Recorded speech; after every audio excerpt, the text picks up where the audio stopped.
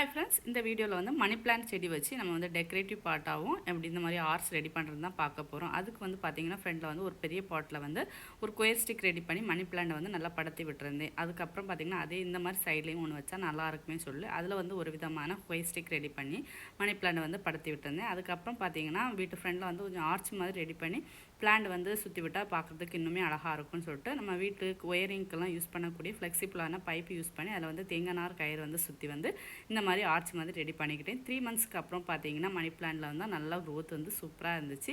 Money plant இலையெல்லாம் பார்த்தீங்கன்னா நல்லா ஹெல்த்தியாக நல்லா பெருசாக இருந்துச்சு.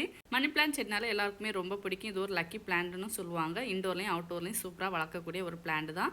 சூப்பராக பார்த்தீங்கன்னா ஃப்ரெண்டில் வந்து 2 விதமான கொயர் ஸ்டிக் ரெடி பண்ணி ஆர்ச் மாதிரி செட் பண்ணி மணி பிளான்ட் வந்து இந்த மாதிரி சூப்பராக படத்தி விட்டு பார்க்குறதுக்கு ரொம்ப அழகாக இருந்துச்சு வீட்டு வாசலில்.